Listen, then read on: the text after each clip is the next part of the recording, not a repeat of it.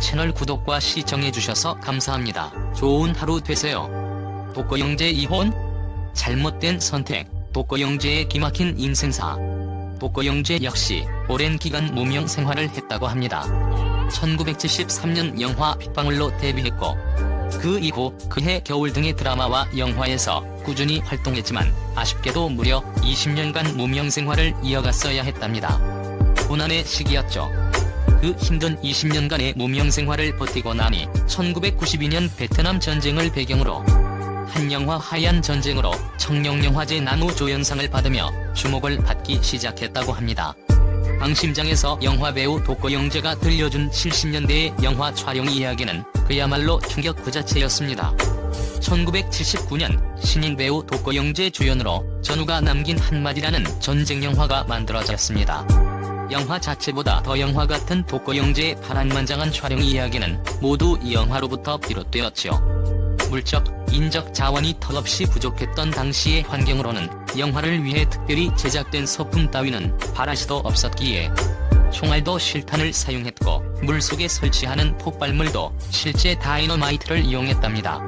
영화계에 종사하는 인구 자체가 절대적으로 부족한 마당에 전문 스턴트맨이 있으리 만무하니 아무리 위험한 장면도 주연 배우가 직접 뛰어들어 연기할 수밖에 없었습니다.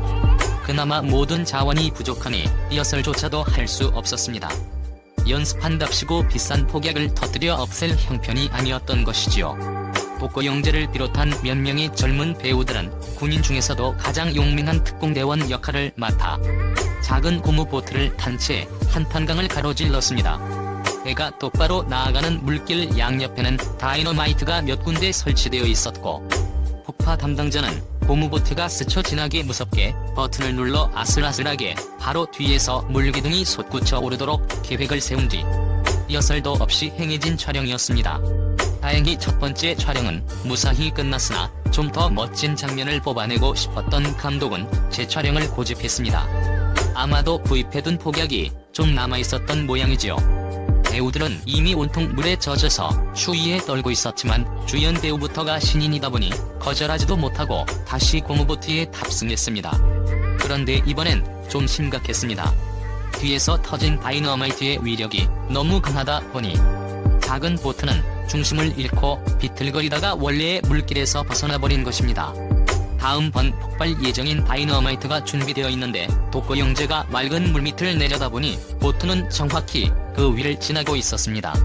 독거영재의 몸은 똑바로 솟구쳐 몇 미터 위로 날아올랐다가 물 위로 내동댕이 쳐졌습니다. 폭발 순간에 오른쪽 다리가 꺾이며 심각한 부상을 입었기에 감각도 없었고 물에 젖은 옷과 배낭은 돌덩이처럼 무거웠습니다. 그러나 물 속으로 가라앉아 강바닥에 두 발이 닿는 순간 살아야겠다는 생각에 그는 바닥을 박차고 죽어라 헤엄쳐 올라와 강물 위로 머리를 내밀었습니다. 강가에 모여있는 수십 명 스태프들 쪽으로 손을 흔들며 살려달라고 소리쳤지만 너무도 충격적인 장면에 놀란 스태프들은 일순간 움직이지 못하고 얼어붙어 있더랍니다.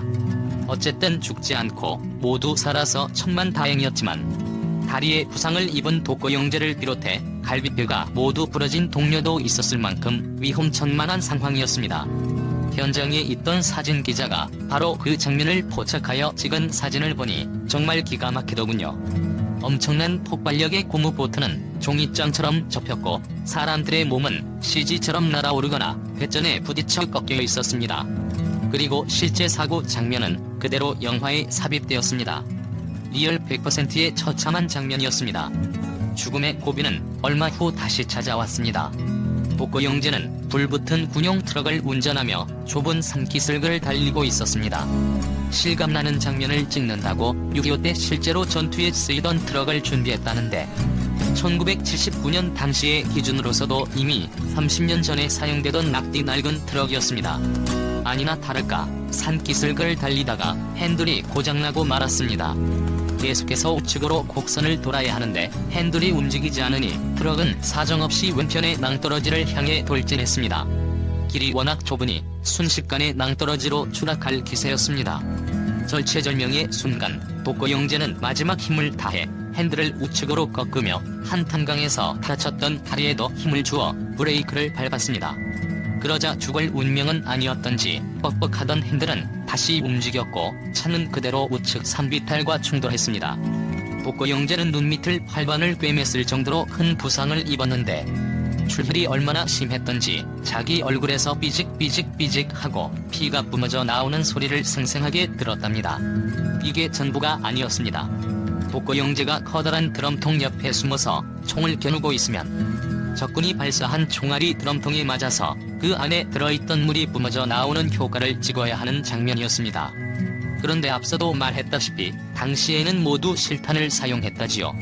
사고의 위험을 최소화하기 위해 특등 사수가 초빙되었고 그는 독거 영재 바로 옆에 있는 드럼통을 향해 실탄이 채워진 총을 겨눴습니다.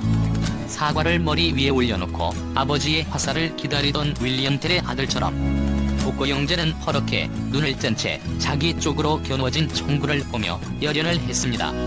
옆에 드럼통에 실탄이 적중하여 물이 마구 뿜어져 나왔지만 조금도 동요하지 않았습니다. 특등 사수의 조준이 약간만 흔들려도 목숨을 잃을 수 있는 상황이었지만 영화 속에서 그는 용맹한 특공대원이기에 놀라거나 두려운 표정을 지어서는 안 되었습니다.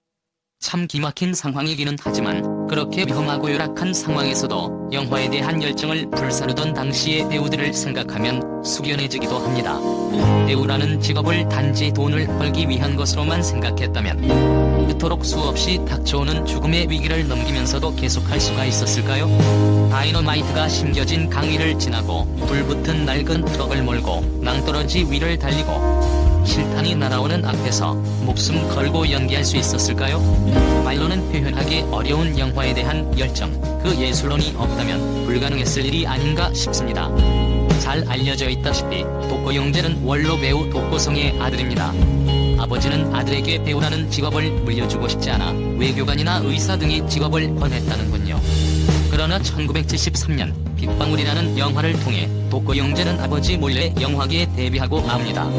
이를 알게 된 독거성은 아들을 호되게 나무랐지만 이왕에 접어든 길이니 최선을 다하라고 격려하며 아들의 작품에 카메오로 출연해주기도 했습니다.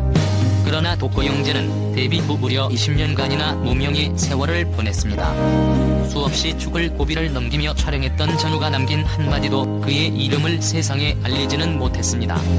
평소 친하게 지내던 영화배우 이세돌로서 전영록, 박준규 등은 활발하게 활동하는데 홀로 긴 무명 생활을 견디는 마음은 그 자신뿐만 아니라 아버지에게도 고통이었습니다. 드디어 1992년 영화 하얀 전쟁으로 독거 영재는 세상의 이름을 알리기 시작했지요. 아들이 영화제에서 나무조연상 후보에 오른 날 아버지는 손수 아들의 구두에 묻은 먼지를 털어주었고 수상 소식을 듣자 눈물을 흘리며 어려운 시절은 다 갔다고 말했습니다. 이어서 독거 영재는 1993년 드라마 엄마의 바다를 통해 뒤늦은 스타덤에 올랐습니다.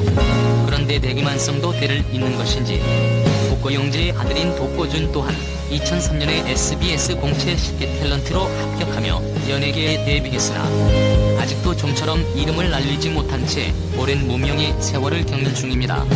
1980년생이니 그의 나이도 32세인데 말이죠. 하지만 독거 영재는 열심히 하면 길이 보인다며 아들을 격려하고 있답니다.